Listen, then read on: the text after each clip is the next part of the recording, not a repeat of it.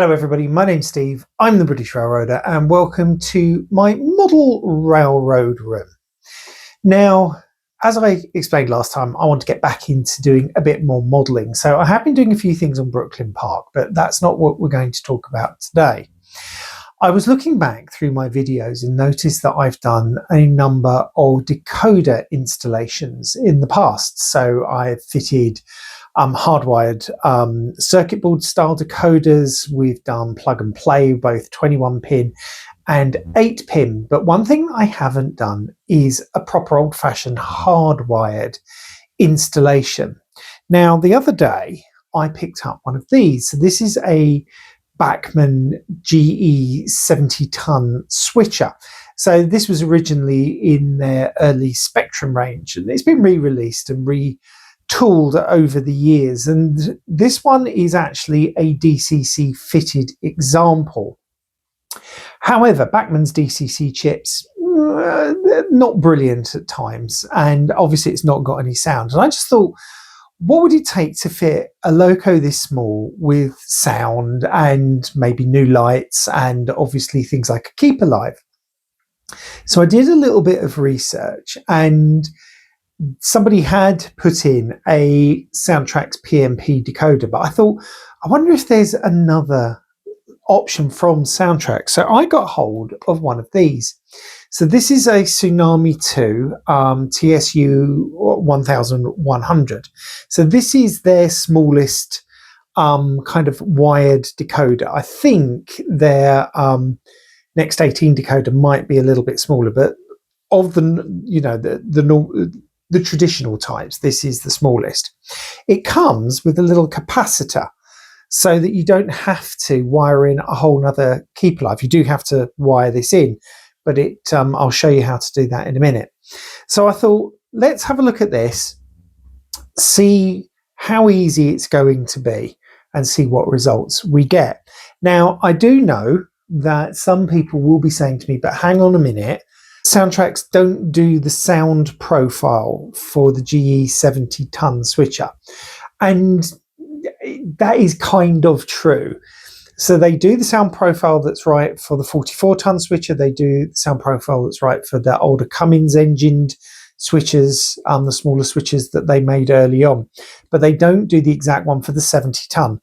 However, as you know, I'm wedded to Soundtrax, and I've been on YouTube and listened to various 70-ton switchers and various 44-ton switchers and even some Cummins switchers. And do you know what? There isn't an awful lot of difference between the sounds. So I'm going to use one of the sound profiles on this. So this is the one with the GE sound profiles. So what we'll do, let's get down onto the workbench and let's start taking a look at this loco. Okay, so we're down on the workbench. As you can see, I've got an array of things here that I'm going to need. Most obviously, I've got a speaker. I've got some heat shrink tubing. I've got the decoder and its little capacitor. I've got some wire connectors. I'll explain those in a minute. I'm just going to put them to one side. Obviously, Kapton tape, black tape, not for the decoder. Too hot, but it's quite handy for wiring things down. Just some spare wires, mainly for lighting. And you can see a little pile of, I think they're capacitors. But I'll explain those in a minute because they're actually not there. I've got some resistors for lighting. I've also got various LEDs on the side. I've got my black tape.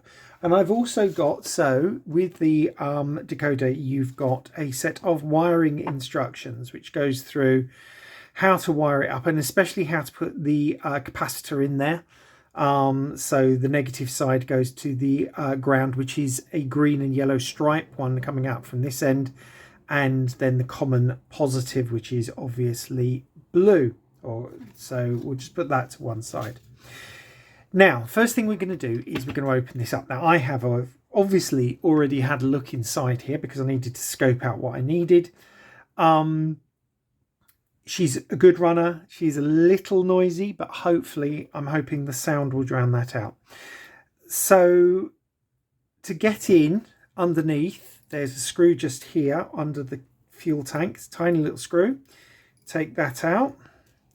Remove the fuel tank, which does come off. I'm going to pop the screw in there so that it's safe. And then there are 2 screws either side. Not these ones in the middle. They're holding the motor in place. You want these ones either side. So unscrew those.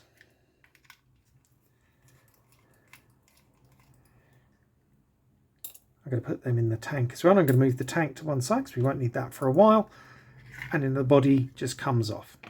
Now the body, at the moment, I'm not going to do anything with it, though it will play a part with the lighting probably in a little while, but I'm going to put that to one side and out of the way. Just as a note though, these couplings, now normally I would put KD couplings on this, and I haven't done that because Bachmann's coupler pocket just isn't very conducive to KD couplers, even the ones with whiskers. For some reason the tolerances are just too tight and the KDs won't swing. So for the time being I'm leaving on the Bachmann, I think they're McHenry couplers. I'm not happy with them. If I can get shorter ones the better, but we will look into that as time goes by. So I'm going to move that over here. So we've got our chassis. Circuit board, which includes the decoder. You've got LED lights each end, and you've got this weight. So the first thing I'm going to do is take the weight off because that holds everything down. I'm not going to reuse this weight. When I took it apart, I found out this weight weighs about 30 grams, and actually the chassis is really heavy, so you don't need it that much for adhesion. So I'm going to get rid of it, put that out of the way. And I've got some of these stick-on weights here. These are 5 grams each. That's 30 grams worth.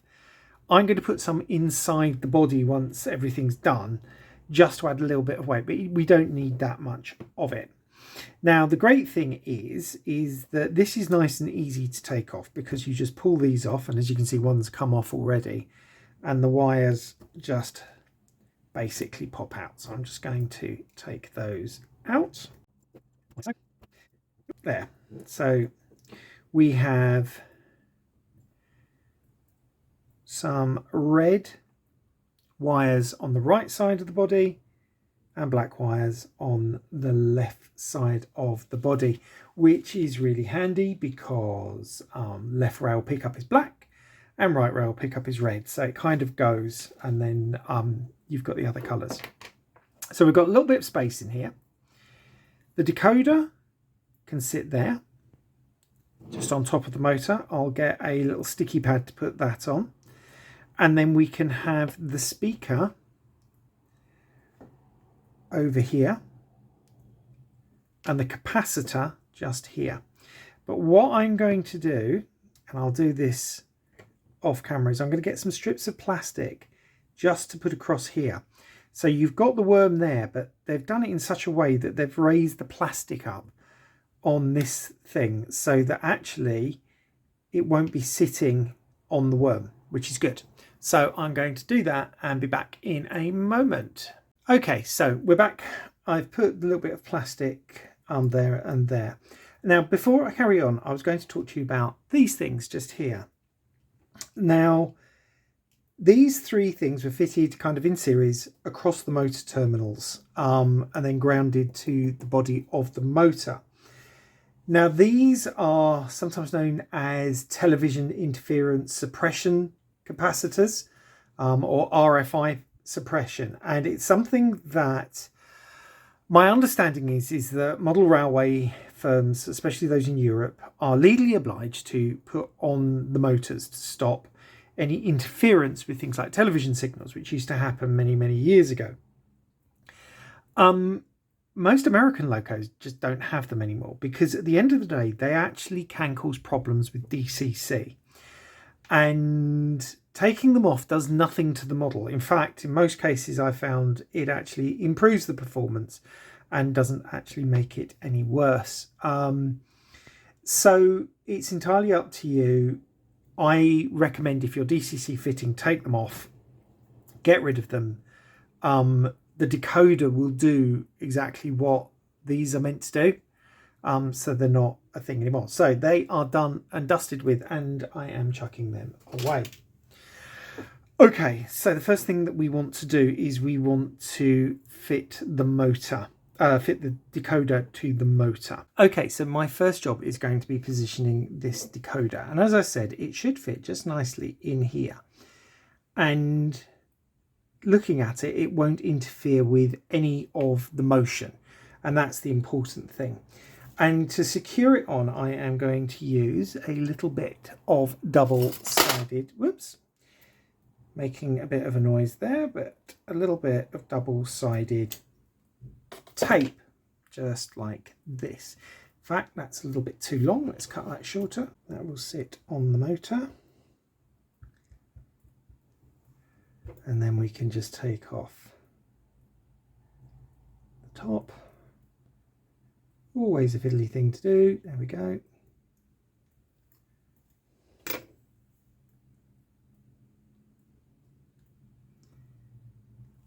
There, decoder's in place. Simples, as they say. Lots of wires going on, but we'll worry about those in a minute. Let's not worry about fiddling with them. So my first priority is going to be to get the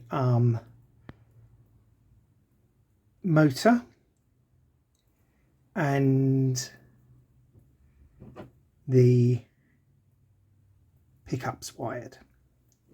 So we want orange and red on that side, black and grey on that side. So we've got, let's start on this side. So we've got one motor wire here, and we've got two bogey wires, pickups. Pickups on that side. So we want the red wire to go to the pickups.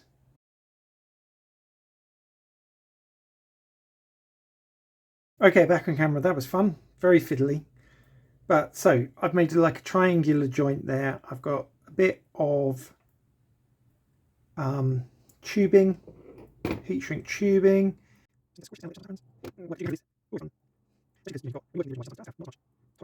There we go. Let's just shrink that up. Now I'm using a new soldering iron, which is nothing expensive, it's just a cheapy one that I got off of eBay. But it'll be interesting to see how this goes, because I've not used it before. So I'm hoping it works well, which it seems to be so far. So that is the first of the pickup wires. We've got plenty of wiggle room there. I'm going to put this motor wire with the orange wire just here, and then I'm going to do the same with the black and the grey. So again, I'm going to do that off of camera and we'll come back to it. Motor wires are done, everything's hooked up.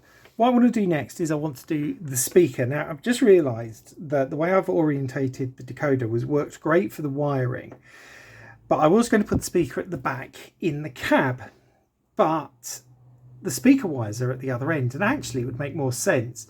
So I'm going to have the speaker in the front hood, and then I'll have the capacitor in the back. Doesn't really matter, just makes more sense. So the speaker is here. I'm going to stick it on there, probably just with a little dab of super glue. And then we've got the purple wires here, which are the speaker wires, and they need to be soldered to these two terminals. Doesn't matter which way round. If I was wiring multiple speakers, then it would, but it doesn't for this particular case, and they're going to be pretty short. So give me a second and I will do that. Okay, speakers are wired, as is the motor control, etc. Forget about the other wires for the moment. So I'm going to apply some power, and we have sounds. And I can see the little blue on light just underneath the decoder. Now, obviously, at the moment, the prime mover's wrong. This is just at a different GE, but let's...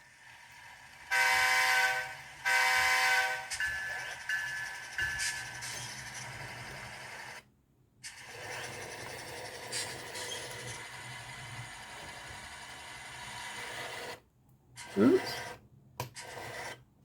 Okay, we've got... So she runs... Need to put the capacitor in, so let's sort that out next. These two wires at the back here, the brown and the green, these are auxiliary function wires, and for this project they're just not needed. The wires that we need are the yellow and the white, which are the negatives. The white is the headlight, the yellow is the rear light, the blue is the common positive, and we have a green and yellow one here which is for the capacitor. So they're the important ones. These two at the back aren't required. There are several options that you have. You can cut them right down. I tend to cut them short. And the reason I cut them short is because you never know when you're going to need this in the future. I'm going to take a little bit of my black tape and then just separate the wires slightly. There you go, you've kind of got a little envelope. That just means that those wires are not going to get in your way, and then they can be taped down there. Okay, so that's them sorted.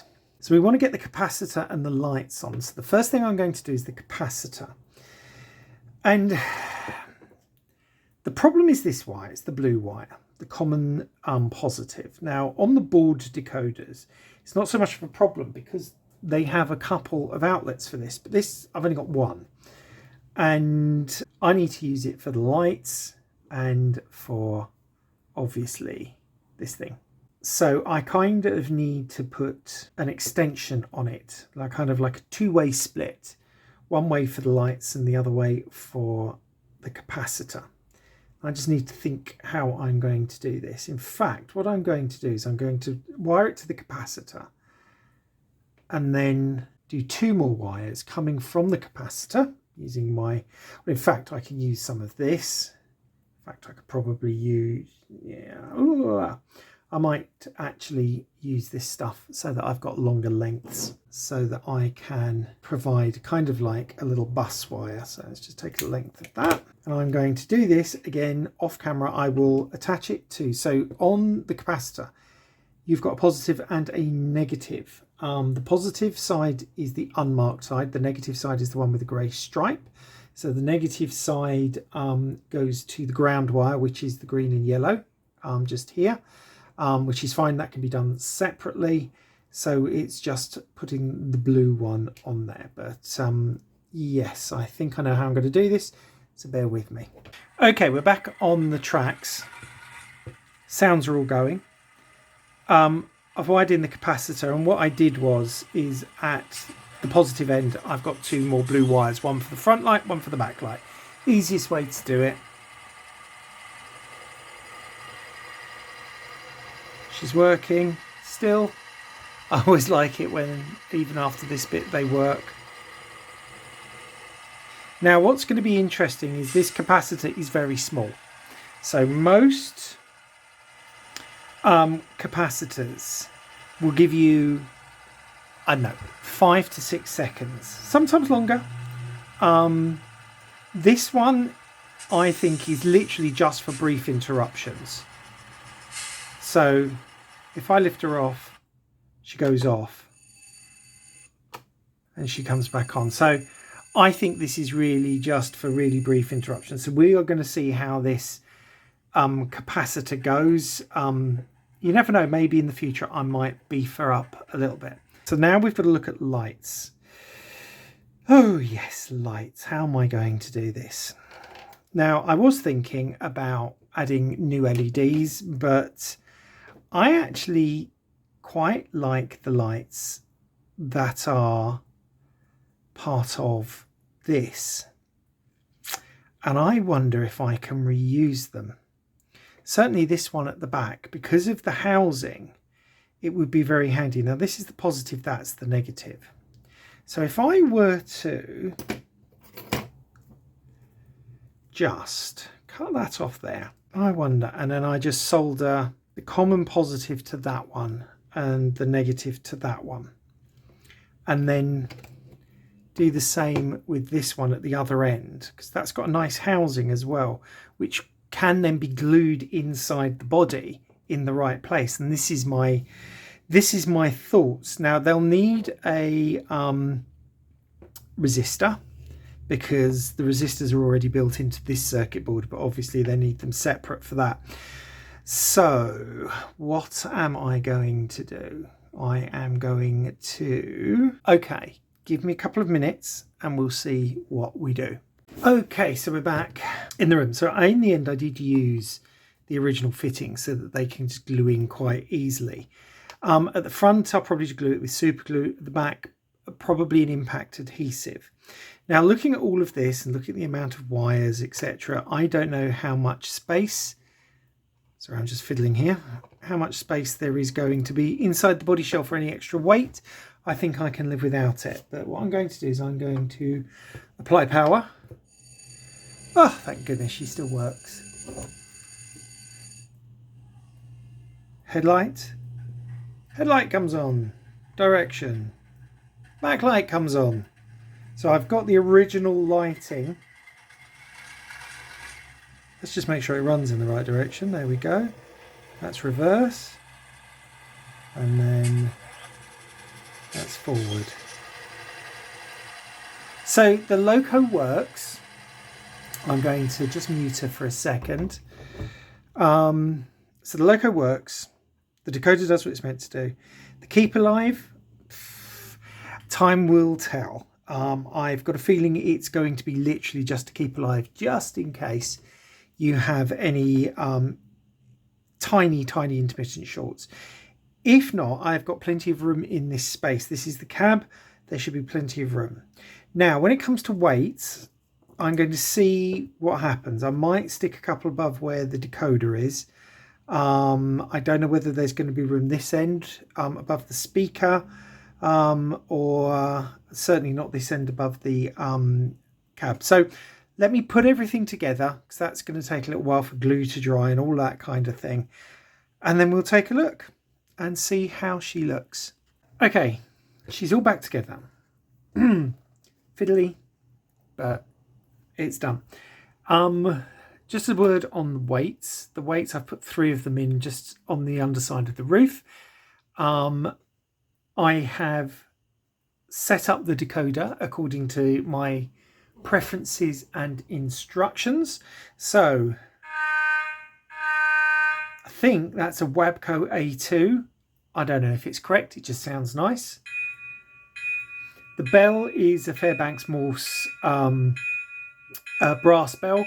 It just seemed a little bit more appropriate than the GE bell that was there, because the GE bell that Soundtracks has just always sounds as if it's for a bigger loco. Okay, auto start is off now, so let's start her up.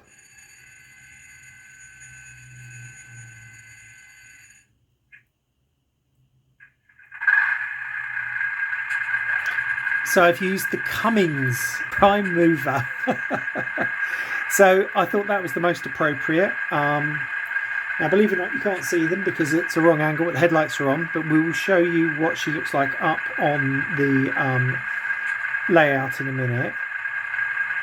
And she's quite smooth. There's a little bit of jerkiness there. I'll probably just need to smooth that out with the motor controls. But she runs. And the prime mover is loud enough that you can't really hear the motor noise underneath. But she's got everything that you would want.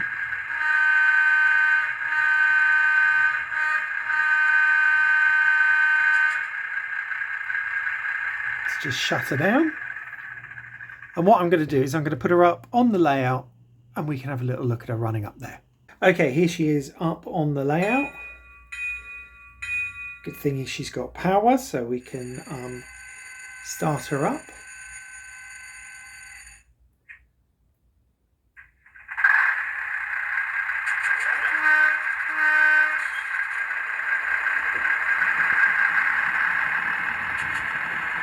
And away she goes.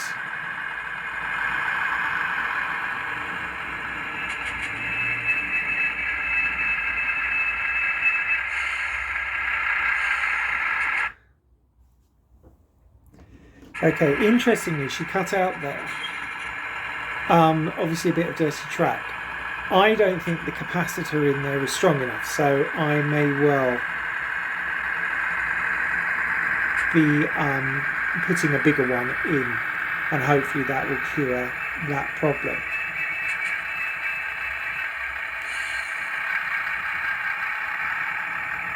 And I also think I probably need to dial down the deceleration a little bit. Anyway, there we go. She works. We've now fitted a sound decoder to this. What you haven't seen is that I have replaced the Keep Alive. I've put in one of Hornby's Keep Alives. And yes, red is the positive, black is the ground, just like they said it was. So I'm very pleased with that, and it works much better. The capacitor that Soundtrack's included in the with the decoder just wasn't enough. It wasn't giving any power. Now, Soundtracks do market that decoder as being suitable for N scale, so it's quite possible the lower power requirements of N, but this is a pretty low powered locomotive anyway. Yes, there is some background growling noise on this. That's just because of the type of loco that it is, but it's kind of masked by the sounds that I've got on there. Overall, I think it's going to be a useful addition. It might get its own little mini layout just to poodle up and down. I might put some numbers on there and put somebody in the cab and maybe give it a little bit of weathering. But yeah, I think until somebody comes along and produces a super duper one of these like Rapido did with the 44 tonner, I think this is quite a nice little loco. I will see if I can get some shorter couplings for it, but for the meantime, I'm sure I'll find a place for it on the layout. Okay, that's it for this video. If you've enjoyed it, please give it a thumbs up. If you haven't done so already, please consider subscribing to the channel.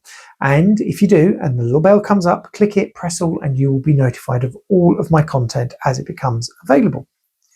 If you have any comments or questions, please feel free to either post them below, or you can email me to this email address that's coming along across the screen right now.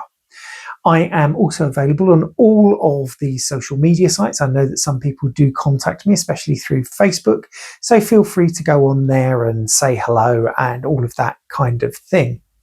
Now, in a moment, YouTube's algorithm is going to suggest this video for you. If you've seen it, go to the channel, have a look at something else. If you haven't seen it, have a look at this video. You might enjoy it.